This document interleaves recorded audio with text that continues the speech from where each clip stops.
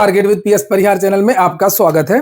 आइए शुरू करते हैं, देख लेते हैं कि दैनिक सायंकाल समाचार के इस वीडियो में विद्यार्थी जीवन से संबंधित कौन कौन सी सूचनाएं हैं। तो वीडियो को जल्दी से लाइक कर दें, शेयर कर दें।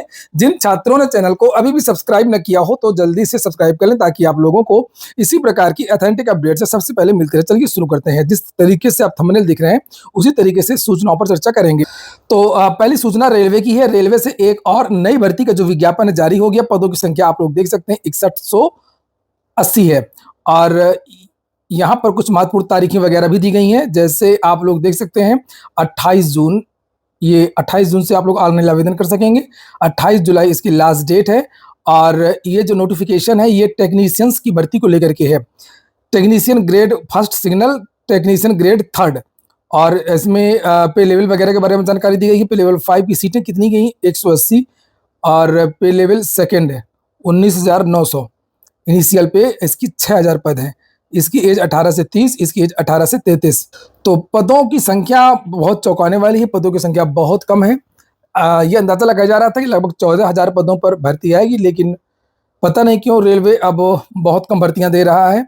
बस अच्छी बात यही है कि अब हर साल रेलवे की भर्ती आएगी, जैसे कि रेलवे ने कहा था और रेलवे ने उसको फॉलो भी किया है। यहाँ पर लिखा है applications are invited from the eligible candidates for the various post of technicians grade third and for the post of technician grade first signal given in the table below. The last date of submission of application is 28th July 2025. Applications complete in all respect must be submitted through online mode only. केवल online माध्यम से, अब आजकल तो online ही भरा जाता है। तो ये तो सूचना हो गई रेलवे की। अगली सूचना है पीसीएस 2024। मैंने सुबह के वीडियो में आपको जानकारी दी थी कि इस केस की आज सुनवाई हो सकती है और जो अधिवक्ता हैं इस केस को मेंशन करवाएंगे। तो जो इस केस को लड़ रहे हैं आशुतोष पांडे जी, देखिए उन्होंने क्या बताया है। लिखा है आज जैसे ही कोर्ट नंबर 4 में जस्टिस अजीत कुमार के सामने अधिवक्ता लोग मेंशन करने पहुंचे, जज साहब नाराज हो गए, केस सुनने से ही मना कर दिए। अब सिर्फ सुप्रीम कोर्ट ही कुछ कर सकता है। तो कुल मिलाकर के आज भी सुनवाई नहीं हुई और यही होता है। देखिए हम लोगों ने जो उत्तर प्रदेश लोक सेवा आयोग में धरना प्रदर्शन आंदोलन करके पेपर आरओ वाला रद्द करवा लिया और जो 2 शिफ्ट में पेपर कराना था उसको 1 शिफ्ट में करा लिया, पीसीएस को लेकर के भी और ये भी। अगर इन तीनों चीजों को लेकर के कोर्ट जाते तो यही हाल होता। और इसीलिए है कि अब जो है विद्यार्थियों को अब भरोसा सड़कों पर ज्यादा है कि न्याय सड़कों पर ही मिल सकता है।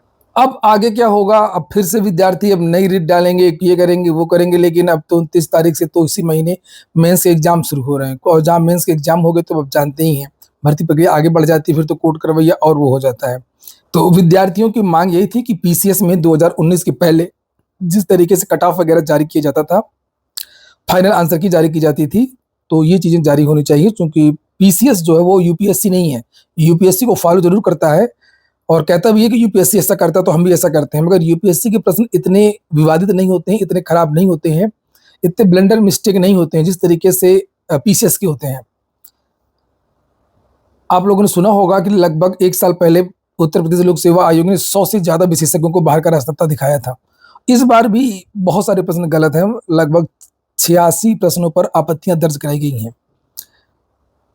अगली जो सूचना है वो एलटी ग्रेड को लेकर के है। कल उत्तर प्रदेश लोक सेवा आयोग पहुंचेंगे छात्र एलटी ग्रेड नोटिफिकेशन को लेकर के। तो जो भी विद्यार्थी चाहते हो कि एलटी ग्रेड का विज्ञापन जल्द जारी हो और इसका जो पर्दा है वो जल्दी से उठे, तो कल सभी विद्यार्थी उत्तर प्रदेश लोक सेवा आयोग 11 बजे पहुंच सकते हैं।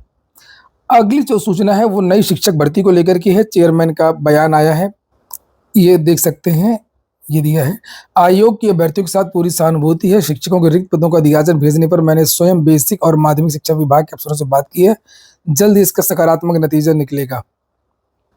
प्रोफेसर कीर्ति पांडे, अध्यक्ष यूपी शिक्षा सेवा चयन आयोग।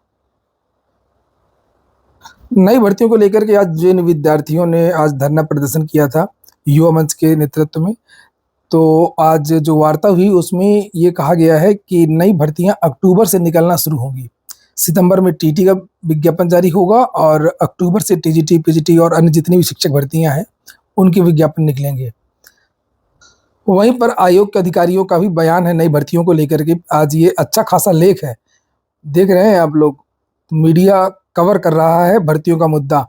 बेसिक, माध्यमिक और उच्च शिक्षा विभाग में शिक्षकों के कितने पद खाली हैं, ये जानकारी संबंधित विभागों के पास नहीं है। आयोग के एक अधिकारी बताते हैं कि विभागों को ही आरक्षण वगैरह का निर्धारण करना, संबंधित कॉलेजों से रिक्त पदों की सूचना शिक्षा विभाग को इकट्ठा करना है। इसके बावजूद शिक्षा विभाग नई भर्ती शुरू करने के लिए आयोग को रिक्त पदों का ब्यौरा उपलब्ध नहीं करा पा रहा है। विभाग जैसे ये मुहैया करा देगा, आयोग चयन प्रक्रिया शुरू कर देगा। तो ये करेगा तभी जब सरकार चाहेगी। सरकार अगर एक डंडा करेगी तो तुरंत जितने भी ये शिक्षा विभाग और जो भी विभाग है तुरंत दौड़ने लगेंगे। बात यही है कि सरकार का ही ध्यान नहीं, सरकार की ही प्राथमिकता में नहीं है, इसीलिए ये जो है मस्ती कर रहे हैं जितने भी विभाग हैं। अगली जो सूचना है, एक और जिले से बेसिक विद्यालय मर्ज का आदेश। अभी आपने मथुरा का देखा था, अब ये 16 तारीख का आज का ये पत्र जारी हुआ, ये देख सकते हैं आप लोग। मथुरा वाले पत्र में लिखा था कि 20 से कम, जहां पर छात्र संख्या 20 से कम है, उन विद्यालयों को बंद कर दिया जाए, मर्ज करा दिया जाए, पास के विद्यालय में जोड़ दिया जाए। और ये वाला जो पत्र से 50 कहा गया है। अभी चूंकि कुछ दिन पहले सीएम ने कहा भी था कि ये बहुत बड़ी योजना है, लोग आलोचना करेंगे शुरू में, लेकिन बहुत अच्छा कदम है। एक शिक्षक कई बच्चों को पढ़ाएगा। तो यहाँ पर देखिए लिखा है कि शिक्षा निदेशक बेसिक द्वारा दिनांक 13 जून 2025 को ऑनलाइन आहूत समीक्षा बैठक में प्रदत्त निर्देश के अनुपालन में परिषदीय विद्यालयों में 50 से कम नामांकन की सूचना उपलब्ध कराने हेतु निर्देशित किया गया है।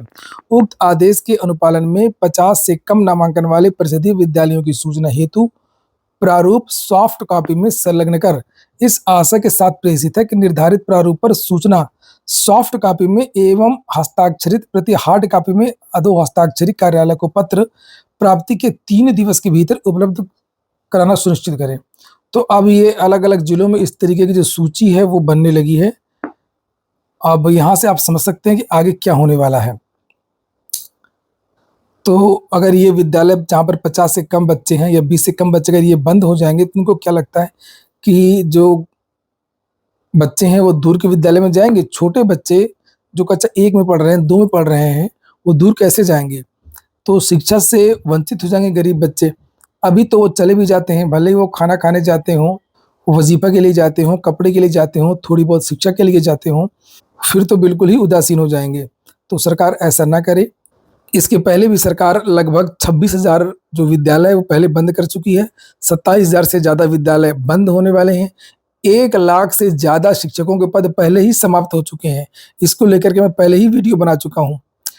तो सरकार कुछ भी करे, प्राइवेट कम से कम शिक्षा, स्वास्थ्य, जो बुनियादी जो चीज़ें हैं, इनका इस तरीके से ना करे कि बिल्कुल निजी क्षेत्र के हवाले करती चली जा रही है सरकार।